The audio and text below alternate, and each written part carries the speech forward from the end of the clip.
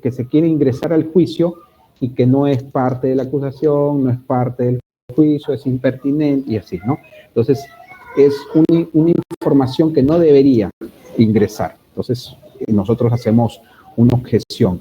La objeción tiene que ser oportuna, o sea, tiene que ser antes de que el testigo conteste, tiene que ser específica, se tiene que indicar qué se objeta, o sea, no se objeta por objeción de qué, no sé, pero el objeto, no, tienes que decir exactamente de qué se trata, ¿no?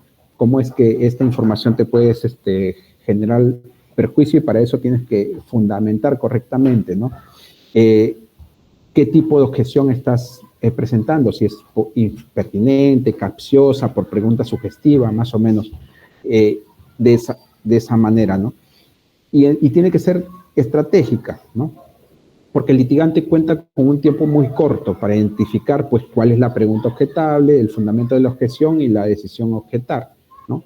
Y tenemos que tener personalidad, pues, al objetar, ¿no? Objeción, se tiene que escuchar, y tiene que ser oportuna, uno tiene que estar atento, porque ¿qué tal si hacen la pregunta, ya la están contestando y no quiero objetar lo que dijeron antes? Ya no es posible, tiene que ser, todo tiene un orden, todo tiene una prelación, entonces hay que estar atentos. Entonces, para saber exactamente cuáles son las consecuencias de las objeciones, una sanción de inadmisibilidad, o sea, ordenan que reformulen la pregunta, ¿no? Cuando son preguntas, por ejemplo, subjetivas, capciosas, ambiguas, confusas, compuestas, argumentativas, entonces el juez dice, esa pregunta no va a poder pasar, pero reformúlele usted, señor, ¿no? O una sanción de improcedencia, o sea que no puedes volver a preguntar esa pregunta, porque cuando son preguntas impertinentes, la excepción de que se trate de un testigo experto o de un perito, ¿no?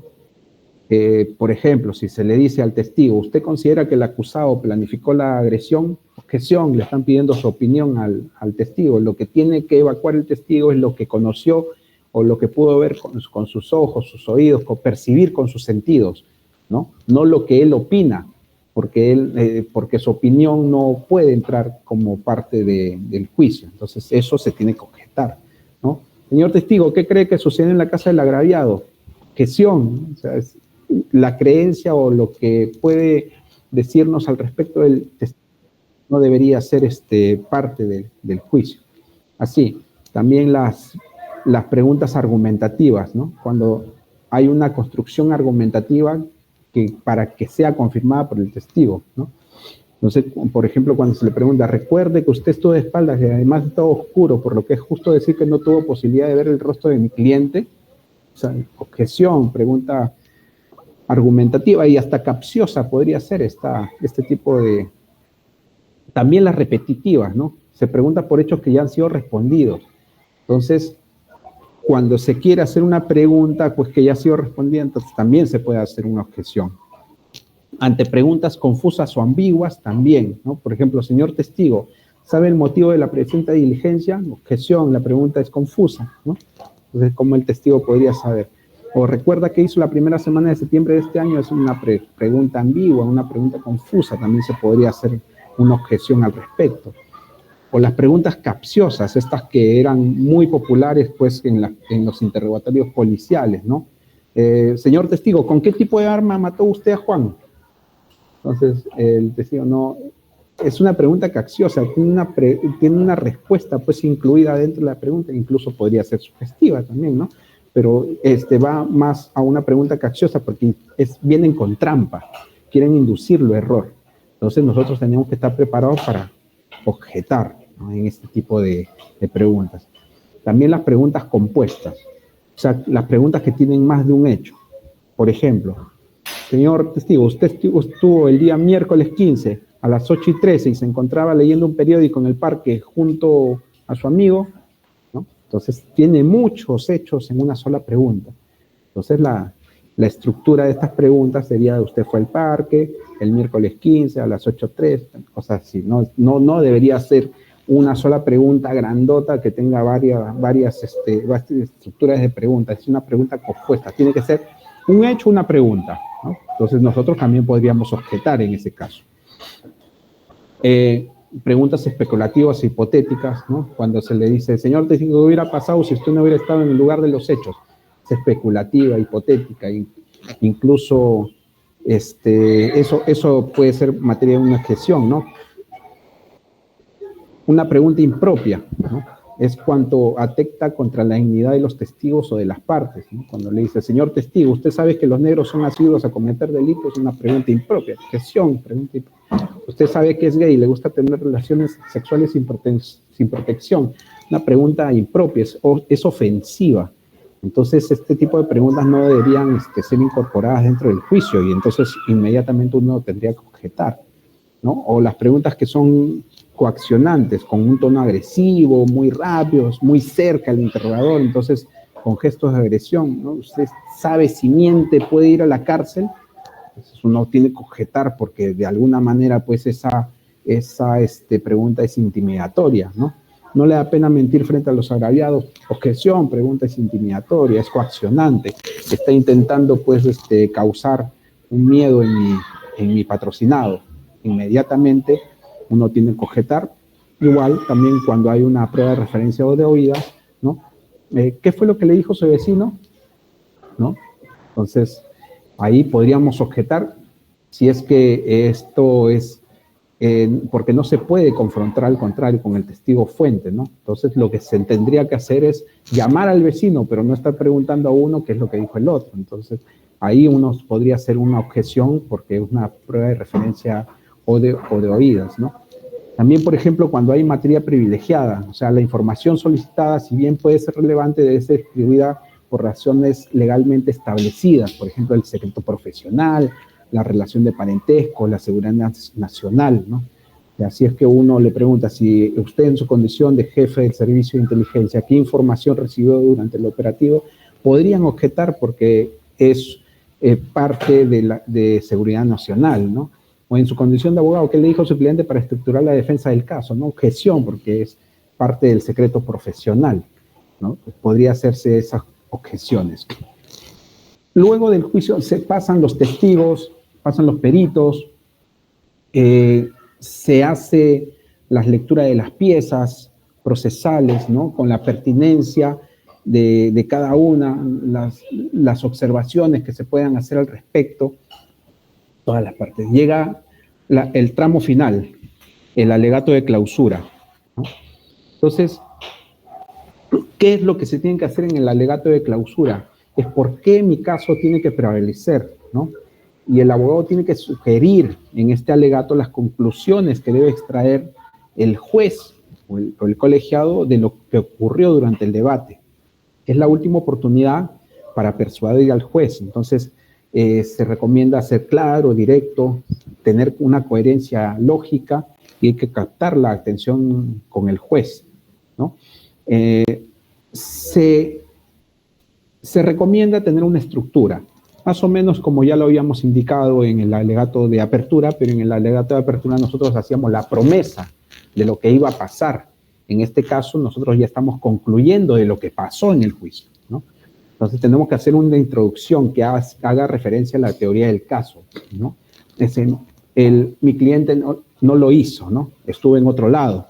O como decía el doctor José, ¿no? Indubio pro reo, ¿no?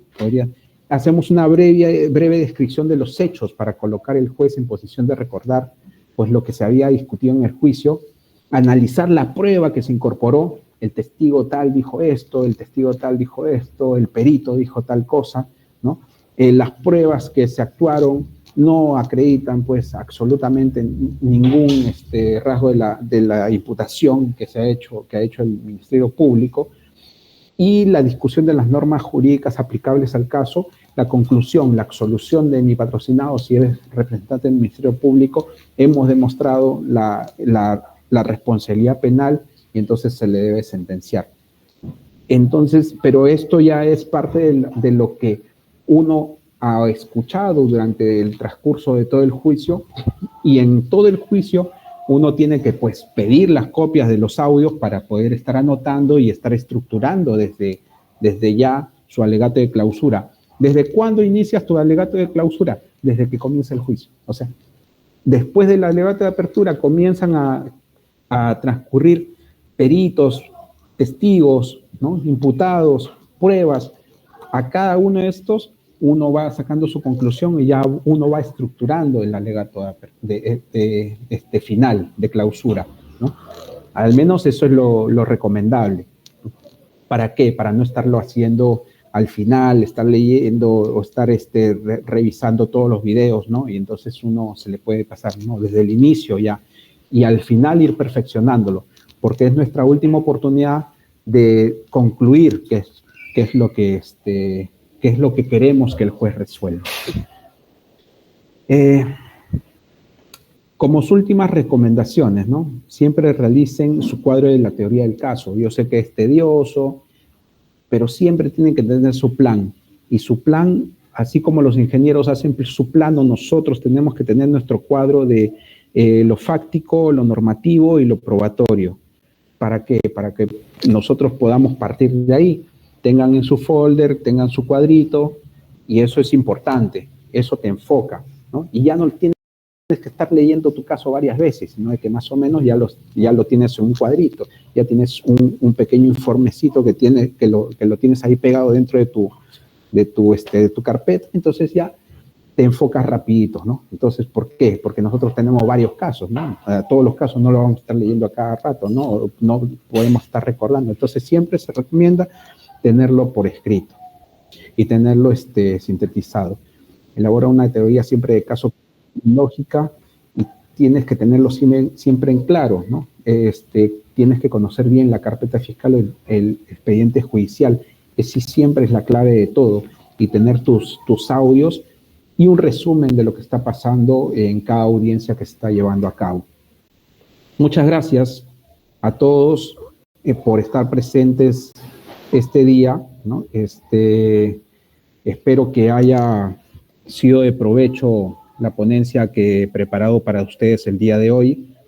Sé que hemos desarrollado esto pues de manera maratónica, ¿no? En realidad, cada tema puede ser parte de una ponencia un poco más grande, pero espero haberlo podido resumir en esta hora que nos ha tocado debatir y que lo hayan podido entender. Muchas gracias a todos. Muchísimas gracias, doctor Harold. Un honor. Excelente ponencia. Espero también haber aportado algo siquiera. Sí, no, y sobre todo que ha sido a manera de conversatorio también, ¿no? Que eso es importante, porque a veces uno cuando se pone a hablar solo se aburre. Conmigo nunca se va a aburrir, doctor, y le prometo lo siguiente: de aquí en adelante, donde esté usted, ahí voy a estar.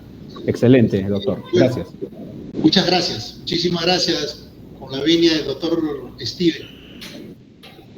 Listo, ya. Muchas gracias, doctor. En nombre del ilustre Colegio de Abogados, queremos expresarle nuestro más sincero agradecimiento por tan valiosa participación como ponente en nuestro reciente evento, ¿no?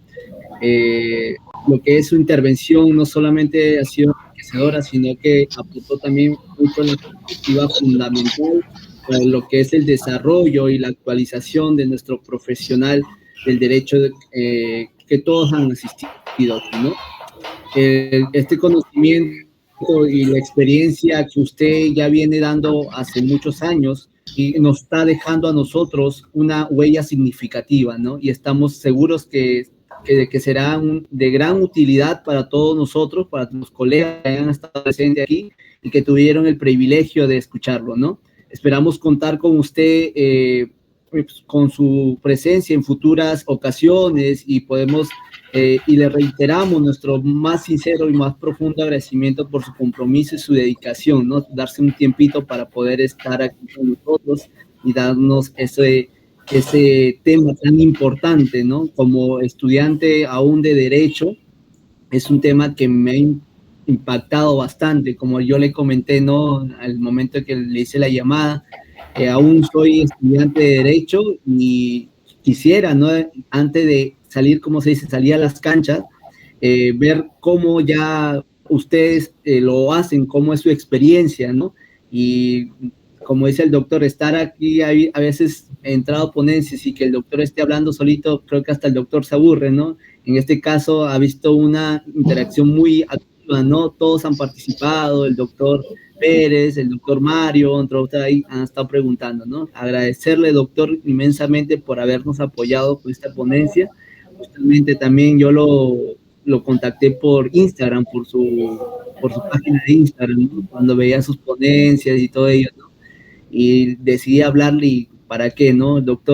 Aquí el doctor Harold Castillo es una excelente persona en la cual nos puede apoyar en varias ocasiones, ¿no? Le hablé y justamente sí me respondió, ¿no? Muchas gracias, doctor, muchas gracias. Muchas gracias por las palabras, Yair, y gracias a todos por la participación. Bueno, estamos en un viaje virtual, la cuesta hasta Sullana, y en Sullana le tengo un cariño muy especial, porque voy mucho por allá, voy mucho al norte también. Bueno, hasta una próxima oportunidad. Veo que tienen una feria de libros jurídico, el 1, 2 y el 3, de repente podría acompañarlos por allá, por esas sí, doctora. Listo, pues. Para esas fechas. Muchas gracias, doctor. Hasta luego. Cuídense. Hasta luego, doctores. Buenas noches.